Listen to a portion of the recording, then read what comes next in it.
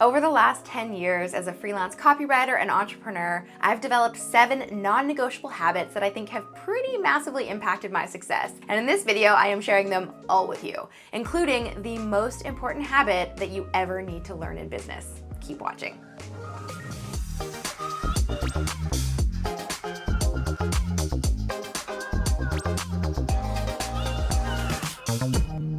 Hey Posse, what's up? It's Alex, taking a bit of a twist this week with a more personal video on the 7 smart habits that have massively contributed to my success over the last decade. And not just my success in business, but my happiness, my fulfillment, my relationships, and my work-life balance, although I'm still kind of working on that one.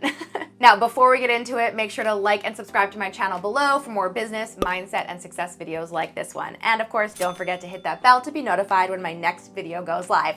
You don't want to miss it. Now, adopting new habits and routines can be pretty tricky for most people. Luckily, I'm here to tell you that all of these 7 habits are relatively simple. I am not going to ask you to join the 5 a.m. club or journal 3 pages every single day. These are all practical and sustainable habits that I have implemented, some daily, some quarterly, and some I have stopped doing for weeks on end and then started up again because, hey, nobody's perfect. These work for me most of the time, but we're all different, so give them a try before you decide whether or not you want to go all in. All right, now let's not waste any time. Moving on to number 1 on my list, slow mornings. So it only makes sense that number 1 on my list is the first thing I do each and every day, which is to have a nice, slow, and intentional morning. Well, most of the time. I'm a big believer that the way you start your day sets the tone for how the rest of your day will go, which then sets the tone for your week, for your month, for your year, and then basically your entire life. It's science. So if you want to be successful, then you better take a good hard look at your morning routine, and I know I'm not the first person to say that. So are you starting each day stressed out because you spent the first 20 minutes scrolling the news, checking your inbox, and checking Facebook? Hey, no judgment. We have all been there, and I have definitely fallen down into the bottomless pit of scroll land more times than I want to admit, and we both know that that is no bueno for our mental health. But as much as possible, I like to ease into my mornings. So my set point for the day is slow, steady, and mindful, and not rushed or stressed. So for me, this means I put my phone on Do Not Disturb, I go to the kitchen and make myself a cup of coffee. Then I usually spend about 10 or 15 minutes either sitting in silence or connecting with my husband and my dog while I sip my coffee. Sometimes I meditate, sometimes I do breath work, sometimes I do tapping. Whatever I feel called to do, I don't try to force it. Sometimes I just listen to the birds or I watch the fireplace, depending on the time of year, and just mentally prepare for the day ahead. And this allows me to regulate my nervous system, calm myself down from anything that feels hectic or stressful, and focus my energy on the work ahead of me. Then I go to the gym. I try to do that at least 2 or 3 times a week. For me, work doesn't start until after I've taken this time for myself in the morning. And trust me, even if all you have is 5 minutes, I really think it'll make a difference. I always recommend you take some time for you first thing in the morning. Now, this routine alone, of course, won't change your life, but let's move on to the second habit that I have adopted that has been a game changer for me, audiobooks. So a few years ago, I noticed that I had really started slacking on my reading. When I first started learning about copywriting and marketing and branding and business, I could not get enough of books. I literally devoured every single book I could possibly get my hands on. And not just marketing or business books either. I would read personal development books, mindset books, history books, recipe books, persuasion books, you name it, I was into it. But as the years went by and my business started growing, I started consuming less and less of them, which is totally fine. I really don't believe you always have to be constantly filling your brain with more and more information. Right? In fact, I definitely think that you should take some breaks from constant consumption from time to time. But I'm also not saying that you should never pick up a book ever, because that's really easy to do when you're in hustle mode and building your business. I found myself in that mode for a long time. I'd pick up a book before I go to bed and literally I'd be asleep by the time I was done the first page. I was guilty about it, I judged myself for it, and despite my best intentions, I was having a really hard time getting through any book, even like a fiction book that was a great story, until I made the switch to audiobooks, and honestly, that was life-changing. Now, instead of trying and failing to push through yet another book, usually right before bed, I can listen while cooking dinner, folding laundry, or while I'm on a long drive or flight, or even just on my daily walks with my dog. I've been able to consume so much more content and books this way, and I've gotten a lot of inspiration from them, and they have definitely become an embedded part of my regular routine. And not just books either. I love listening to podcasts all the time. All right, so next up on my list, number 3, step-by-step goal setting. So another habit that I think could completely change your life has to do with the way you set goals. And this can be applied to your business goals, your personal goals, your New Year's resolutions, you name it. The basic idea is this. At the beginning of each year or month or whatever, you set your big goals, right? Now, we all usually do that already, but the problem with this is sometimes our goals are so big that we don't know where to start. Buy a house, plan a vacation, get into great shape. Okay, but how? So the idea here is to actually break down each big goal into smaller, more granular goals that need to be accomplished in order to make those big goals happen. Then make each smaller goal a weekly, a monthly, or a quarterly goal, depending on how quickly you want to get there. Then sit down and do a quick review of them every single week. Yes, every week. That is what keeps you accountable. I like to do it on a Sunday afternoon. So for example, if you want to plan a vacation sometime in the next year, smaller weekly goals might look like research destinations, pick your dates, book your flights and hotel, and then pack and have fun. Now, that's of course a very simple example, but I promise it makes it so much more likely for you to actually accomplish it and make the time for it. Of course, pivot and adjust them as necessary because your goals may change throughout the year, and that is totally fine. But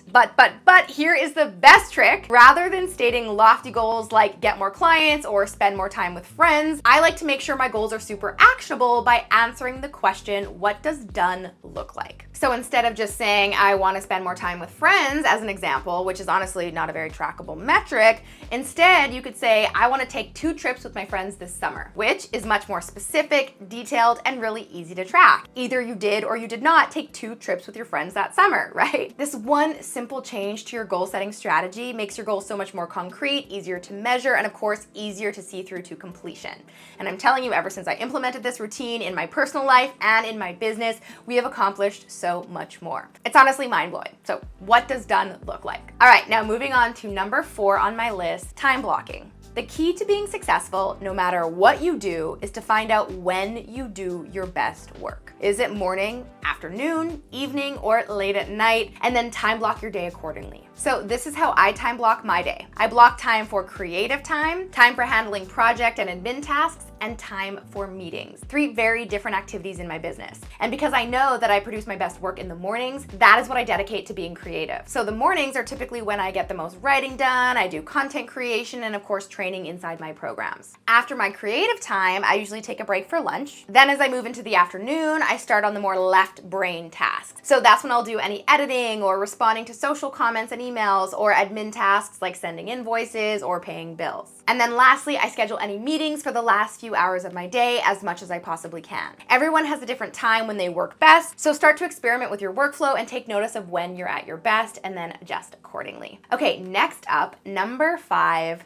Do, delegate, defer, and delete. Okay, that's like 4 in 1. So if you spend all day putting out fires, then you're just not gonna be very successful. I have been there myself more times than I can count. Success comes from dedicated and focused attention, not hectic and chaotic reaction. That's why it is so important to take a proper assessment of everything on your plate so that you can better manage your time and be way more efficient in your business. So I like to implement a practice based on the 4 Ds of time management: do, delegate, defer, and delete. So ideally, I try to sit down on a quarterly basis and take an inventory of every single task and to do on my plate. Then I go down the list and I label it as either delegate, defer, do, or delete, where of course do is a task that only I can do, and I really should prioritize that one ASAP. Delegate is a task that's important, but it could be outsourced or delegated to make my life so much easier. Defer is a task that's low priority and can be moved to another day or week when my plate is less full. And finally, delete is a task that I'm doing and I don't even really know why I'm doing it, so I can just drop that completely because there's no point in delegating it either.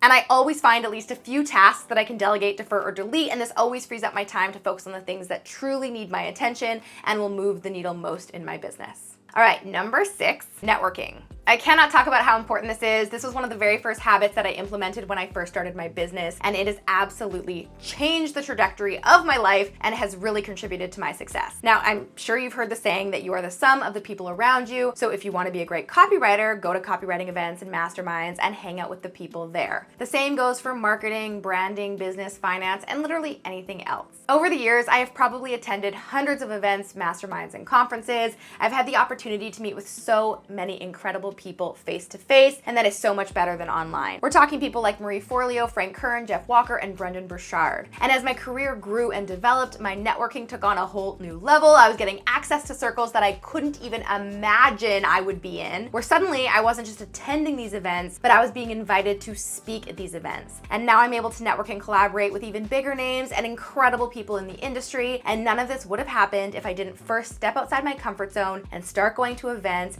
and start talking to people. Yes, it's uncomfortable, but honestly, it's one of the biggest reasons why certain people are successful and others are not. It's because they're stepping outside their comfort zone in the name of growth, they're meeting new people, they're making referrals, and they're building their businesses. And speaking of discomfort, that brings me to the most important habit that you will ever learn. Number 7, having hard conversations. Yep, I don't care what you do, having hard conversations is a skill you definitely want to learn to be successful. Whether it's talking about money or setting proper expectations or communicating a boundary that has been crossed, people don't always see eye to eye on everything, and that is okay. We are not mind readers. And this means that having difficult conversations is often the only way to truly grow and thrive in your business, or hell, in life and relationships in general. So if you want to grow your business and build a team, this is something you absolutely have to master. In fact, one of my favorite quotes of all time is by Tim Ferriss. He says, "A person's success in life can be measured by the number of uncomfortable conversations he or she is willing to have." And in my experience, I can tell you that no truer words have been spoken. So make this a habit in your life. Instead of stewing over something for days, harboring resentment, or allowing someone else to walk all over you, get in the habit of approaching them and having an adult conversation. One that is not rooted in blame, but rather rooted in problem solving. Every single conversation should be approached with a "how can we fix this together" mindset. And I promise you that 9 times out of 10, what starts as an uncomfortable conversation ends as a giant relief and a fresh perspective. I hope you guys love this one, and hopefully you'll try out a few of these for yourself. Comment below and let me know which one you are implementing in your life and business first, or what you do to stay on track. I will see you next time with a brand new video. Until then, I'm Alex.